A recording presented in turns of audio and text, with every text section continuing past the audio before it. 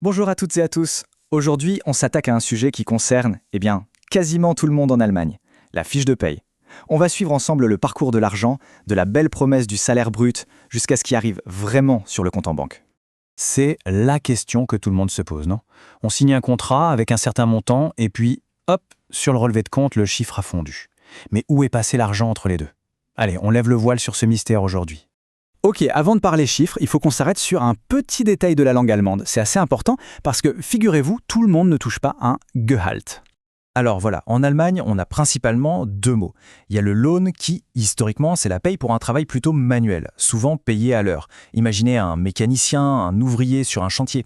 Et de l'autre côté, on a le Gehalt. Ça, c'est le salaire fixe mensuel qu'on associe plutôt au travail de bureau, au travail intellectuel.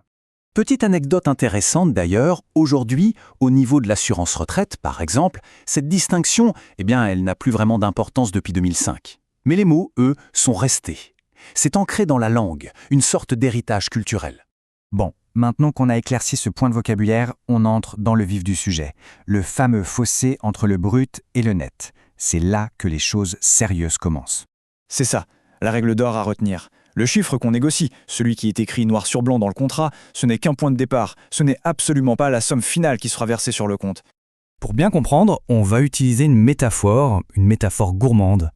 Imaginez que votre salaire brut, c'est une immense pizza, tout juste sortie du four. Elle est entière, elle sent bon, c'est la promesse de l'employeur dans toute sa splendeur.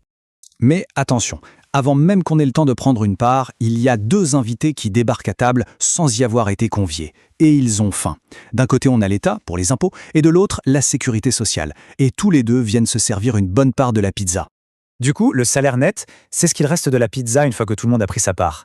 C'est la portion qui arrive enfin dans notre assiette, ou plutôt sur notre compte en banque. C'est l'argent qu'on peut vraiment utiliser. Alors, qui prend la première part de notre pizza? Ce sont les impôts. Regardons d'un peu plus près cette première grosse tranche. Pour rendre les choses plus concrètes, prenons un exemple. Disons un certain Thomas, il a 30 ans et il gagne 3 000 € bruts par mois. C'est la taille de sa pizza. Maintenant, voyons comment elle va être découpée.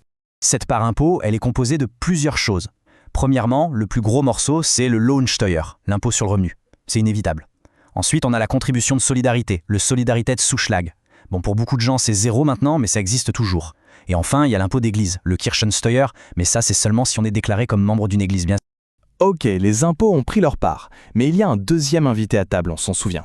C'est au tour de la sécurité sociale, la Sozialversicherung, de se servir. Et là, il y a un point super important. Ce n'est pas seulement le salarié qui met la main à la poche, c'est un travail d'équipe. En gros, pour chaque euro prélevé sur la fiche de paye de Thomas, son employeur met à peu près la même somme de son côté. C'est vraiment du 50-50.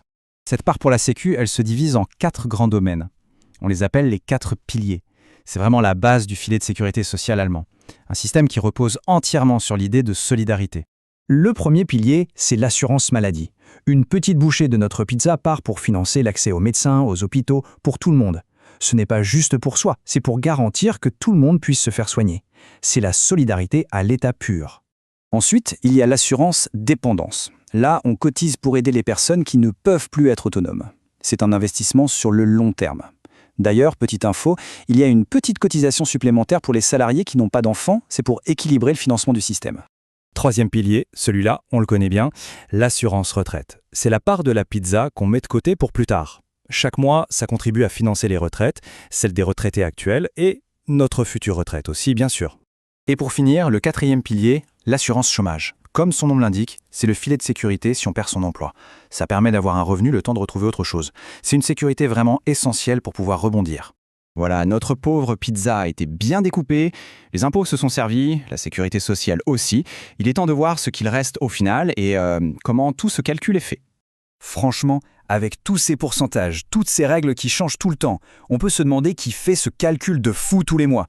J'espère que personne ne fait ça avec une calculette, sinon bonjour les erreurs. Heureusement non. Que tout le monde se rassure, ce n'est pas fait à la main. Les employeurs utilisent des logiciels de paie spécialisés. Ces programmes sont constamment mis à jour avec les dernières lois, les derniers barèmes. Tout est entièrement automatisé, ce qui garantit que c'est juste à chaque fois. Et voilà, notre voyage touche à sa fin. Le calcul final au fond est très simple dans son principe.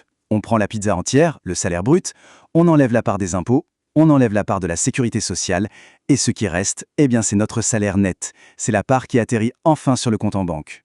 Quand on regarde ce parcours du brut au net, on réalise que ce ne sont pas juste des prélèvements, c'est bien plus que ça. C'est le reflet d'un choix de société, celui de financer ensemble la santé, la retraite, l'aide en cas de coup dur.